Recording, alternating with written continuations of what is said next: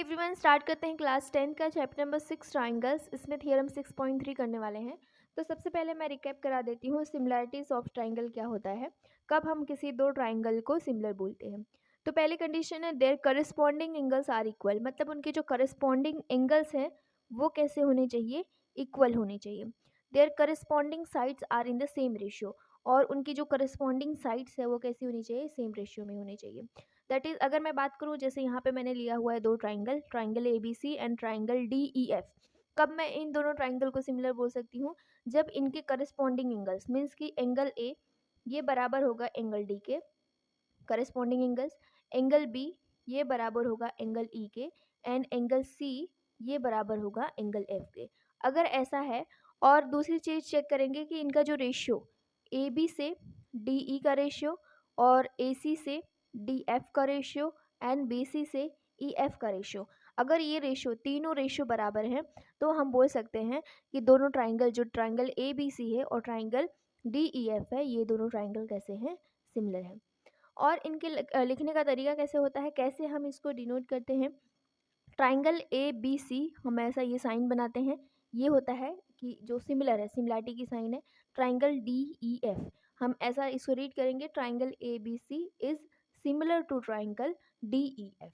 ठीक है, तो ये साइन दिख जाए मतलब ये दोनों ट्राइंगल कैसे है, सिमिलर है। ओके, अपने थ्योरम पे आते हैं। थ्योरम क्या दिया हुआ है, थ्योरम 6.3 पे, if in two triangles if in two triangles corresponding angles are equal, then their corresponding sides are in the same ratio, hence the two triangles are similar। तो हमें इसमें प्रूफ करना है कि अगर यहाँ पे देखो दिया हुआ है कि दो ट्राइंगल्स हैं, उनके करस्पॉन्डिंग एंगल्स इक्वल हैं, देन उनकी करस्पॉन्डिंग साइड्स कैसी हैं, सेम रेशियो में है, ये प्रूफ करना है। अगर ये प्रूफ हो जाता है कि ये दोनों जो ट्राइंगल्स हैं वो कैसे हैं, सेम रेशियो में हैं, तो हम ये बोल सकते हैं कि ये दोनों ट्राइंगल्स कैसे हैं, सिमिलर हैं। तो सबसे पहले हम इसमें जो जो चीज़ गिवन दी हुई है वो चीज़ें लिखते हैं। तो गिवन में हम लिखेंगे यहाँ पे, गिवन में इन ट्राइंगल, जैसे ट्राइंगल ए बी सी,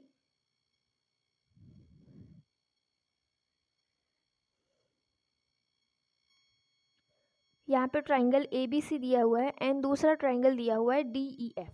तो हम लिखेंगे यहाँ पे and triangle D E F. इसमें क्या दिया हुआ है, सच दैट हमें ये चीज़ दिया हुआ है कि इनके जो करस्पॉन्डिंग एंगल्स हैं वो कैसे इक्वल हैं। मीन्स कि हम यहाँ से ये बोल सकते हैं कि angle A is equal to angle D. दूसरा हम लिखेंगे angle B is equal to angle E. तीसरा हम लिखेंगे angle C is equal to angle F. ये तीनों चीज़ हमें क्या है, गिवन में है। और हम यहाँ पे क्या करेंगे, और हमें प्रूफ क्या करना है, प्रूफ हमें बताना है। प्रूफ में, टू प्रूफ में लिखना है, टू प्रूफ ये जो दोनों ट्राइंगल है वो सिमिलर है। सिमिलर दिखाने के लिए मैं आपको बताती हूँ, ट्राइंगल ए बी सी लिखना कैसे है। यहाँ पे ये साइन मैंने लगाया, ये साइन का मतलब कि ये दोनों ट्राइंगल को कैसा दिखाना है, सिमिलर दिखाना है। देखो, अब हमारे पास अगर किसी दो ट्राइंगल को सिमिलर दिखाना है तो मैंने यहाँ पे ऑलरेडी बताया कि उनके एंगल्स को इक्वल दिखा दो और उनके जो रेशियोज को है करस्पॉन्डिंग एंगल्स को इक्वल दिखा दो और करस्पॉन्डिंग साइड्स के रेशियो को बराबर दिखा दो, तो वो दोनों ट्राइंगल कैसे हो जाते हैं, सिमिलर हो जाते हैं। तो ये चीज़ में पहली कंडीशन हमें गिवन है कि इनके जो करस्पॉन्डिंग एंगल्स है वो कैसे हैं, इक्वल है, ये हमें गिवन है। मतलब हमारा काम ये होगा कि इनका जो रेशियो है ए बी से डी ई का और ए सी से डी एफ का और बी सी से ई एफ का, ये रेशियो अगर हम बराबर दिखा देते हैं तो हमारा जो ट्राइंगल हो जाएगा वो कैसा हो जाएगा, सिमिलर हो जाएगा। तो हमारा अब काम ये रहेगा कि इन रेशियोज़ को बराबर दिखाना है। तो टू प्रूफ में इसके बाद हम लिख सकते हैं, अगर हमें दोनों कंडीशन मिल गई कि ये दोनों ट्राइंगल कैसे हो जाएंगे, सिमिलर हो जाएंगे, तो हमें यहाँ पे कुछ कंस्ट्रक्शन करना पड़ेगा। तो मैं यहाँ पे लिखती हूँ कंस्ट्रक्शन में मैं ये कर रही हूँ कि एक लाइन खींच रही हूँ P, मतलब यहाँ पे मैंने यहाँ पे इस पे डी ई पे एक पॉइंट लिया डी पी और डी एफ पे एक पॉइंट लिया क्यू। फिर जब मैंने इसको ज्वाइन किया, ये ज्वाइन किया तो ये लाइन बन गई पी क्यू। ये जो मैंने पॉइंट लिया है ये इस तरीके से लिया है कि इस ये जो ए बी है, ए बी की जितनी लेंथ है उतनी ही लेंथ मैंने कहाँ पे लिया है, ये डीपी की लेंथ होगी। मीन्स अगर ये 4 सेंटीमीटर लेंथ होगी तो ये भी 4 सेंटीमीटर लेंथ होगी। इस तरीके से मैंने इस पॉइंट को यहाँ पे लिया हुआ है। तो मैं यहाँ पे लिखूँगी ड्रॉ कंस्ट्रक्शन में draw P and Q on, कहाँ पे हम ले रहे हैं, पी किस पे ले रहे हैं, डी ई पे एंड जो क्यू पॉइंट ले रहे हैं वो कहाँ पे ले रहे हैं, डी एफ पे ले रहे हैं। सच दैट जो हमारा डीपी होगा वो मैंने बताया अभी कि डीपी किसके बराबर लेनी है, किसके लेंथ के बराबर, ए बी के बराबर। तो मैंने यहाँ पे लिखा ए बी, और जो दूसरा लेना है पॉइंट डी क्यू वो किसके बराबर होना चाहिए, ए सी के बराबर होना चाहिए। इस तरह से मैंने इस पॉइंट को रखा है एंड रिस्पेक्टफुली। फिर हम क्या कर देंगे, इन पॉइंट्स को ज्वाइन कर देंगे, लिखेंगे यहाँ पे ज्वाइन पी क्यू। ये हमारा हो जाएगा कंस्ट्रक्शन। इस कंस्ट्रक्शन के बाद अब हम अपना क्या करते हैं, प्रूफ स्टार्ट करते हैं। तो प्रूफ स्टार्ट करेंगे तो सबसे पहला काम ये रहेगा मेरा प्रूफ में कि ये दोनों ट्राइंगल है जो ए बी सी और पी डी क्यू, ये इसको मैं क्या ट्राई करूँगी, कॉन्ग्रुएंट दिखाने का ट्राई करूँगी। कॉन्ग्रुएंट मतलब क्या होता है कि शेप और साइज़, इनकी जो शेप साइज़ रहेगी एग्जैक्ट सेम रहेगी, हूबहू मतलब एकदम डिक्टो कॉपी रहेगी। ठीक है, मेरा कहने का मतलब ये है कि इनकी करस्पॉन्डिंग एंगल्स इक्वल रहेंगे। ए एंगल बराबर होगा डी के, बी बराबर होगा पी के, सी बराबर होगा क्यू के। इनके जो पार्ट्स होंगे ए बी मतलब इसकी लेंथ इसके बराबर, इसकी लेंथ इसके बराबर, बी सी की लेंथ पी के बराबर। तो मुझे ये चीज़ें दिखानी है।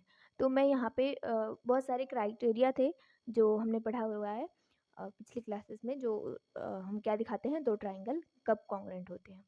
तो मैं यहाँ से शुरू करती हूँ। इन ट्राइंगल हम लिखेंगे, इन ट्राइंगल ए बी सी को, किसको, दोनों, ये दोनों ट्राइंगल को दिखाना है, and D P Q, D P Q में तो जो चीज़ हमें दिख रही है, देखो ए बी बराबर है डी पी के, ये हमने कैसे निकाला, बाय कंस्ट्रक्शन ए बी बराबर है डी पी के। दूसरी चीज़ हमें ये एंगल दिया है कि एंगल जो ए है वो बराबर है डी के, ये हमें ऑलरेडी में गिवन है, angle A is equal to angle D. और तीसरी चीज़ हम यहाँ से निकालेंगे, ये जैसे ही हमें मिल रहा है हम वहाँ से लिखेंगे, बाय कंस्ट्रक्शन से मिला हमें ये, और हमें ये कहाँ था, ये गिवन में था। तीसरी चीज़, ये जो साइड है ए सी इज इक्वल टू यहाँ पे लिखेंगे डी क्यू, ये भी हमने कैसे निकाला था, बाय कंस्ट्रक्शन से। तो हम यहाँ पे देख रहे हैं कि ये साइड इक्वल है, ये एंगल इक्वल है, और ये साइड इक्वल है, मतलब साइड एंगल साइड से तीन चीज़ें हमें मिल गई। अगर हम तीन चीज़ें ये मिल गई हैं साइड एंगल साइड से, तो हम ये बोल सकते हैं कि ये जो ट्राइंगल है ये कैसे है, कॉन्ग्रुएंट है। तो हम लिखेंगे यहाँ पे triangle A B C, congruent की साइन ऐसे ही दो रहती थी और नीचे इक्वल टू की साइन लगा देते थे। ट्राइंगल डी पी क्यू, तो ये दोनों ट्राइंगल क्या है, कॉन्ग्रुएंट है। तो ये किस रूल से आया, किस क्राइटेरिया से आया, बाय साइड एंगल साइड से।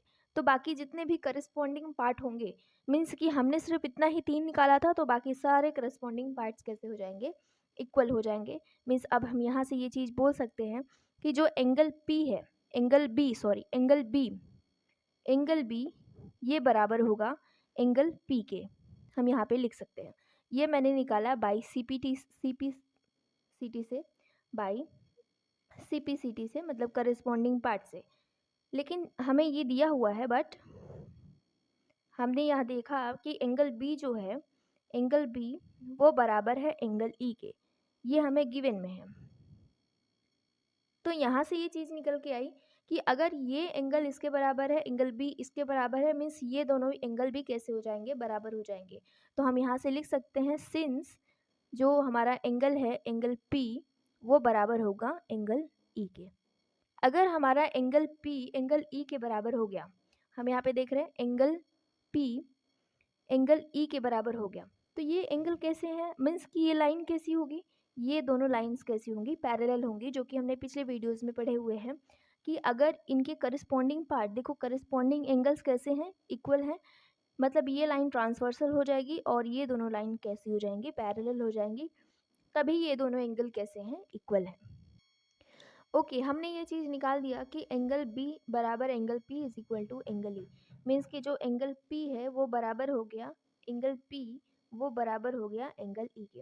इसका कहने का मतलब ये दोनों लाइन पैरेलल्स हैं और ये लाइन कैसी हो जाएगी, ट्रांसवर्सल हो जाएगी। तो हम यहाँ पे लिखेंगे फॉर लाइन, फॉर लाइन्स कौन दो लाइन है, P Q and E F with transversal, कौन सा हम ले रहे हैं, विद ट्रांसवर्सल, हम यहाँ पे लेंगे ट्रांसवर्सल पीई। तो इसका मतलब हेंस यहाँ से हम ये चीज़ बोल सकते हैं कि ये जो लाइंस हैं पी क्यू, ये पैरेलल होगी ई एफ के। ठीक है, सिंस हमें अगर ये लाइन दोनों पैरेलल दी हुई है, सिंस हम यहाँ पे लिखेंगे कि जो पी क्यू है वो पैरेलल है ई एफ के। तो हमने थियरम में पढ़ा था, थियरम 6.1 में by BPT basic proportional theorem में ये पढ़ा था कि अगर किसी ट्राइंगल के अंदर दो लाइन पैरेलल दी हुई हैं तो इनका जो रेशियो होगा वो कैसा होगा, बराबर होगा। तो हम यहाँ से ये चीज़ लिख सकते हैं, जो डी पी है upon P E is equal to, ये बराबर होगा D Q upon D F के। ये रेशियोज कैसे होंगे, बराबर होंगे, किस थियरम से हमने लिखा, बाई बीपीटी, जो कि थियरम 6.1 में था। इसको हम क्या करेंगे, रिवर्स करेंगे। तो P E upon D P is equal to D F upon D Q. फिर हम क्या करेंगे, इसमें ऐड करेंगे, adding 1 on the both side, on the both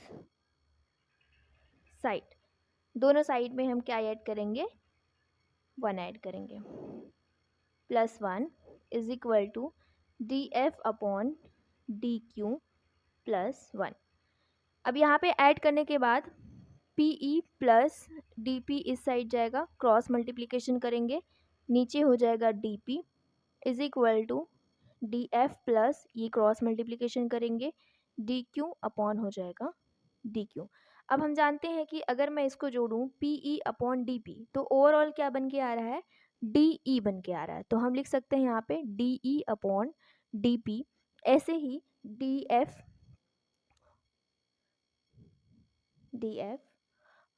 sorry इसमें कुछ गलती हो गई, हमने इसको इंटरचेंज,